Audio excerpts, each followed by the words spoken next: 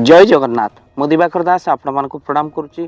गोटे अद्भुत घटना घटी जहाँ को देखला परे आपण माने कहिबे मालिकार सेबे लिखाई एबे सबू सत होबाकू लगी। आउ सृष्टि नाही लोक माने जहाँ कहउचंती आउ समय आग को भल नाही। महापुरुष भी लिखिचंती आउ बेसी बेल नाही लो बउल निकटे होइब देखा। पंच सखा माने कहि जाइचंती पुराण रे अछि लेखा समय खूब निकटतर होई गलानी बोली ये प्रमाण ही यथेष्ट।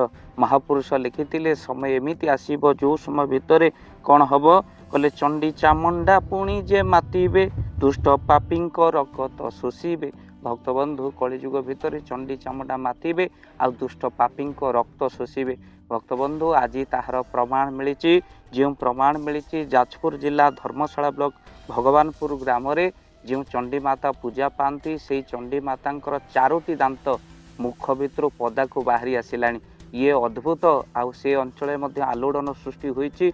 से मूर्ति को देखिबा चारिआडू भिड़ जमीबा लगिला।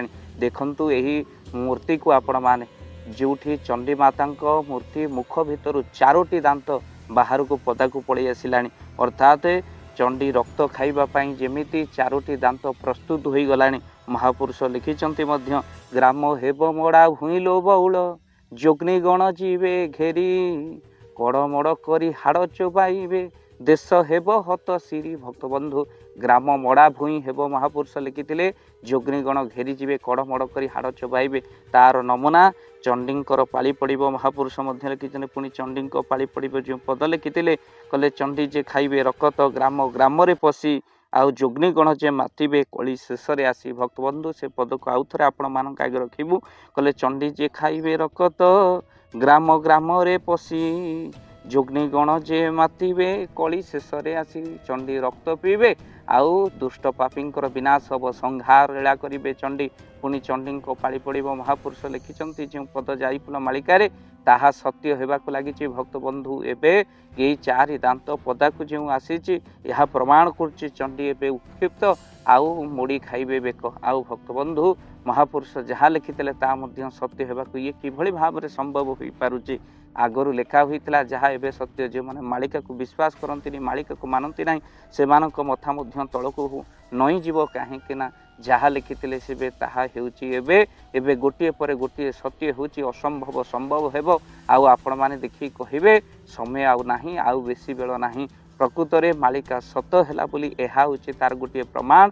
जहाँ जाजपुर जिला धर्मशाला ब्लॉक भगवानपुर ग्राम चंडी पूजा पाउथिबा चंडी एबे चारि दांत पदा को पळे आसी। आगुरु से भली भाବରେ नथिला मुख अति सुंदर थिला किंतु सेई चंडींकर दांत उठ बाहर को पळे आसी। भक्तबंधु आपण एई विग्रह को देखिले बा फोटो चित्र को देखिले आपण जानि परिबे जो फोटो को बा से मूर्ति को फोटो को उठे आंभ को पठेइचंती आमर प्रतिदिन भाव दिवाकर चैनल को देखुथिबा जने माँ आमर शुभश्री साहू से पठेइचंती। बाबा यह कौन संकेत यह निश्चिंत भाव एक नकारात्मक संकेत आउ समय नाही खूब शीघ्र निकटतर चंडी पाली पड़िबो। जो महापुरुष लिखिचंती चंडी पाली पड़िबो दुष्ट पापी संहार हेबो आउ ग्राम रे पशी चंडी रक्त शोषिबे जहाँ मालिका लिखिथिला ताहा मध्य प्रमाण हो गला। भक्तबंधु वीडियो को बहुमात्रा शेयर करंतु। चैनल रे जदि नुआ चैनल को निश्चिंत भाव में सब्सक्राइब करंतु। जो माने मानु नाहंती मालिका को से मानक आखि खोली दियंतु गोटे शेयर करी आप ये वीडियो को आगो को पठेई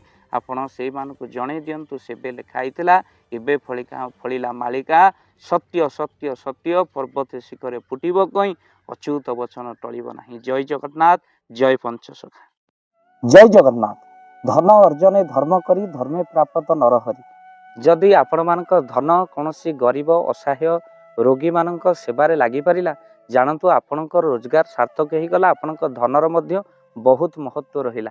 तो आज आपण माने जदि चाहूचंती आपणकर से धन महत कार्य लागू जेमिति कि आमे गोटी एम्बुलेंस करिचु जो एम्बुलेंस प्रतिदिन किछि असहाय रोगी मानक मेडिकल रे पहुंचाए किछि गरीब अनाथ शिशु मानक मध्य आमे वस्त्र दान करू किछि रोगी मानक पाखरे पहुंचू जो माने बहुत रोगरे पीड़ित से मानक पाखरे आमे किछि अर्थ आ गरीब लोक मानकू सहायता प्रदान करू।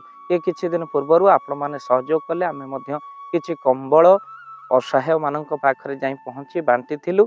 आपनको कृतज्ञता ज्ञापन करने सहित जदि आपण चाहूचंती आपणक धन आम द्वारा कौन महत्व कार्य लागू तो स्क्रीन रे चली नंबर रे निश्चिंत आपण कॉल करंतु।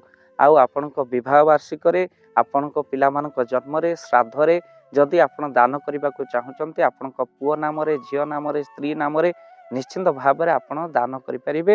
ସ୍କ୍ରିନରେ ଚାଲିଥିବା ନମ୍ବରରେ ଆପଣ କଲ୍ କରନ୍ତୁ, ଆମେ ଦେବୁ ଆପଣଙ୍କୁ ଫୋନ୍ପେ ନମ୍ବର, ଯେଉଁ ଫୋନ୍ପେ ନମ୍ବରରେ ଆପଣଙ୍କର ଦାନ ପହଞ୍ଚି ପାରିବ। ଆଉ ନିଶ୍ଚିନ୍ତ ଭାବରେ ଆପଣଙ୍କର ଦାନ କେଉଁ କାର୍ଯ୍ୟରେ ଲାଗୁଛି ତାର ମଧ୍ୟ ଭିଡ଼ିଓ କରି ଭାବ ଦିବାକର ଚ୍ୟାନେଲରେ ଆମେ ନିଶ୍ଚିନ୍ତ ଭାବରେ ପକାଇବୁ।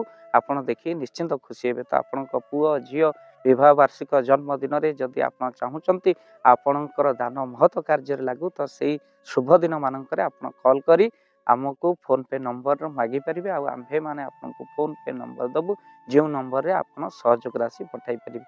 ନିଶ୍ଚିନ୍ତ ଭାବରେ ଆପଣଙ୍କର ଧନର ସାର୍ଥକତା ହେବ।